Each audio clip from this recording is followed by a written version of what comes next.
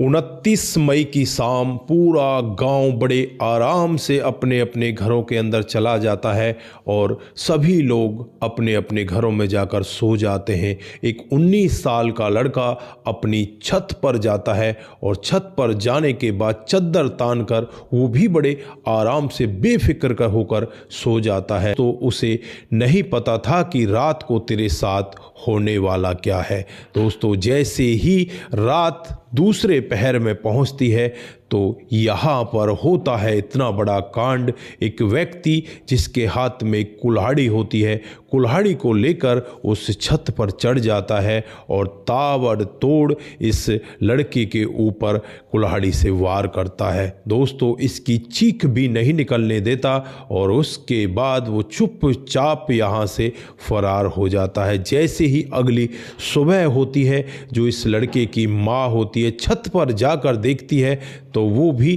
छत पर ही बेहोश हो जाती है, क्योंकि सामने उसके बेटे की डेड बॉडी पड़ी होती है। दोस्तों, आनन फानन में ही यहाँ पर लोग बाग इकट्ठे हो जाते हैं।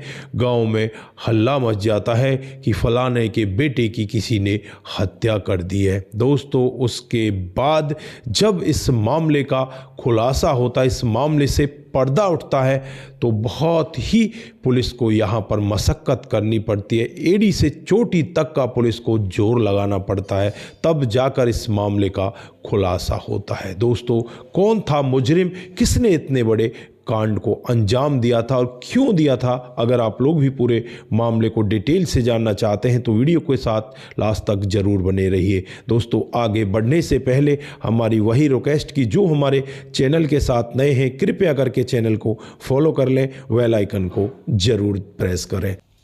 दोस्तों, आप लोग देख रहे हैं राहुल क्राइम शो और आज की जो घटना मैं आप लोगों को बताने जा रहा हूं, ये मध्य प्रदेश के खरगोन जिले के अंदर किसानपुर गांव पड़ता है।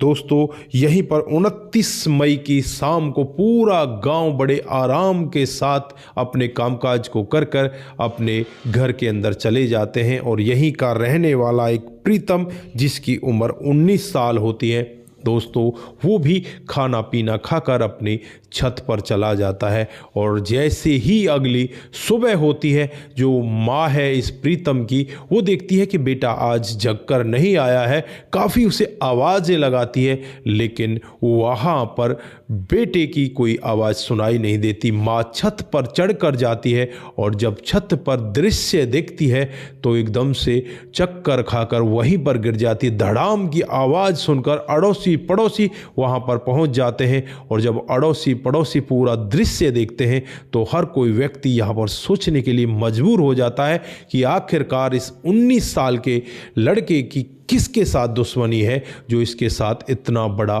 कांड हो गया। दोस्तों, अब यहाँ पर आनन फानन में ही जो पुलिस होती है, पुलिस को बुला लिया जाता है। पुलिस मौके पर पहुँच जाती है, डेड बॉडी को अपने कब्जे में लेती है, उसे पोस्टमार्टम के लिए भेज देती है।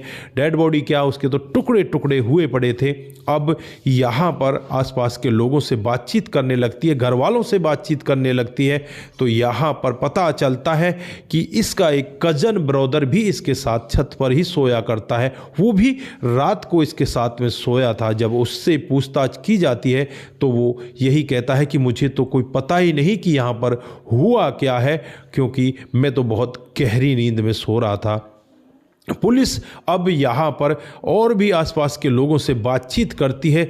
पुलिस यहाँ पर इस मामले की तह तक पहुँचे उससे पहले यहाँ पर एक और बड़ा कांड हो जाता है। जो इस लड़के का चाचा होता है वो यहाँ से महाराष्ट्र के लिए भाग जाता है। अब यहाँ पर पुलिस का शक यकीन में बदलने लगता है कि अगर किसी घर परिवार पर कोई मुसीबत आए तो उस घर का चाचा उस परिवार को इस हालत में छोड़कर नहीं जा सकता। यहाँ पर चाचा ने ही शायद कुछ ना कुछ किया है। अब चाचा के लिए दोस्तों पुलिस अपनी एक टीम गठित करती है और सीधे महाराष्ट्र उसकी लोकेशन पर पहुंच जाती है और वहां से चाचा को गिरफ्तार कर लिया जाता है। गिरफ्तार करने के बाद जब चाचा से पूछताछ की जाती है तो चाचा पहले तो इधर उधर की बातों से पुलिस को गुमराह करने लगता है, लेकिन जब पुलिस अपना रवैया दिखाती है, अपने जोर दबाव से उसे पूछताछ करती है, तो चाचा टूटता है और एक ऐसा सत्य बताता है जिसे सुनकर हर कोई व्यक्ति दहल जाता है। दरअसल चाचा बताता है कि जो मेरी बेटी है उसके साथ इस लड़के के अवैध संबंध थे और एक दिन चाचा अपनी बेटी को और इस भतीजे को एक साथ आपत्तिजनक स्थिति में देख लेता है और किसी घर वाले को इस सब के बारे में नहीं पता होता। तो चाचा यहाँ पर मन ही मन ठान लेता है कि ये तो हमारी बहुत बड़ी बदनामी हो जाएगी, गांव में हम किसी को मुंह दिखाने के लायक नहीं रहेंगे। अब इस सब के लिए क्यों ना इस बेटे को ही रास्ते से हटा दिया जाए। और चाचा ने तो अपना जुर्म कबूल कर लिया, लेकिन जो यहाँ पर उस लड़के प्रीतम का कजन ब्रदर उसके साथ सो रहा था, उसकी क्या कहानी थी, उसको कैसे नहीं पता चला। अगर कोई किसी व्यक्ति के ऊपर कुल्हाड़ियों से वार करेगा तो सामने वाले को कैसे पता नहीं चलेगा, चाहे वो कितनी ही गहरी नींद में सो रहा हो, लेकिन यहाँ पर उसे कैसे नहीं पता चला, इस सब का भी हम आगे खुलासा करने वाले हैं। दोस्तों फिलहाल के लिए यहाँ पर चाचा को गिरफ्तार कर लिया जाता है और गिरफ्तार करने के बाद चाचा को जेल के अंदर बंद कर दिया जाता है। दोस्तों अब बात रही कजन ब्रदर की, तो कजन ब्रदर के बारे में मैं बता दूं, कजन जो ब्रदर होता है उसकी एक प्रेमिका इसी गांव की होती है और गांव समाज में जो प्रेमिका प्रेमी होते हैं वो ऐसे एक दूसरे से खुले में नहीं मिल सकते, जैसे शहर में लोग मिल जाया करते हैं, वो चुप चुपा कर मिला करते हैं। दोस्तों यहाँ पर 29 मई को भी ये लोग एक दूसरे के साथ मिलने वाले होते हैं। इधर जो कजन ब्रदर होता है वो उस लड़की से मिलने के लिए जाए, इस सब का वेट चाचा भी कर रहा होता है कि चाचा को भी शायद इस सब के बारे में पता होता है। और जैसे ही सुबह के 3 बजते हैं, जो कजन ब्रदर होता है वहाँ से उठकर अपनी प्रेमिका से मिलने के लिए जाता है। इधर चाचा की वहाँ पर एंट्री हो जाती है। चाचा अपने हाथ में कुल्हाड़ी लेकर आता है और ताबड़तोड़ यहाँ पर प्रीतम के ऊपर कुल्हाड़ियों से वार कर देता है। दोस्तों अब यहाँ पर प्रीतम की ज़्यादा आवाज़ भी नहीं निकल पाती और वहीं पर प्रीतम के प्राण पखेरु उड़ जाते हैं। उसके बाद चाचा अपने घर के अंदर जाता है, वहाँ अपने कपड़ों को साफ करता है, कुल्हाड़ी पर जो खून लगा हुआ था उस खून को भी साफ करता है, कुल्हाड़ी को सही जगह पर वहाँ रख देता है। लेकिन 2-3 दिनों तक घर की कोई तलाशी भी नहीं होती।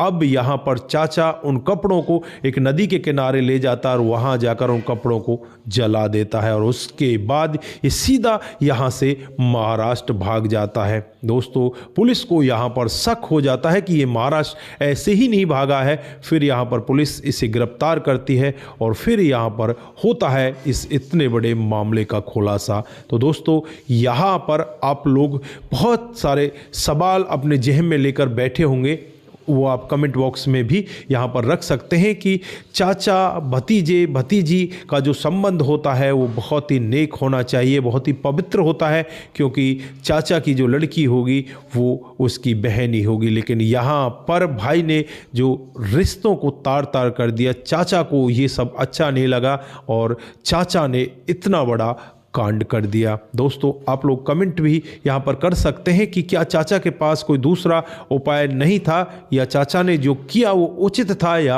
अनुचित था।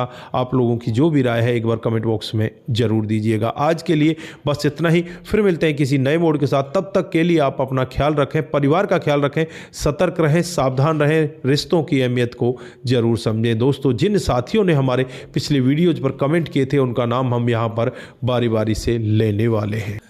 दोस्तों जो सबसे पहला कमेंट आता है वो श्यामलाल जी का आता है। श्यामलाल चौधरी नोखा बीकानेर राजस्थान से, आपकी कहानी बहुत ही अच्छी लगती है, बहुत बहुत धन्यवाद। उसके बाद में जो कमेंट आता है वो सुभाष सिंह का आता है, जिला बिजनौर से। साहब सिंह सरदार जी बहुत ही अच्छी स्टोरी है साहब सिंह जी आपका। उसके बाद जो कमेंट आता है वो राव मोहम्मद यासीन लाहौर पाकिस्तान से, वेरी नाइस लिखते हैं, आपका बहुत बहुत धन्यवाद। उसके बाद रघु रावत जी हमें कमेंट करते हैं, वो भी यही लिखते हैं कि आपकी कहानी बहुत ही अच्छी होती है। उसके बाद मोनू जैन जी हमें कमेंट करते हैं, वो भी लिखते हैं कि आपकी कहानी बहुत अच्छी होती है। मोनू जैन जी आपका भी बहुत बहुत धन्यवाद। उसके बाद सूरज DEO सूरज फ्रॉम फिजी, आपका बहुत बहुत धन्यवाद। आप फिजी से हमें फॉलो करते हैं। आप सभी इसी तरह से हमारे साथ बने रहें, इसी तरह से अपने कमेंट हमारे साथ में साझा करते रहें, सतर्क रहें, सावधान रहें, रिश्तों की अहमियत को ज़रूर समझें। नमस्कार, जय हिंद।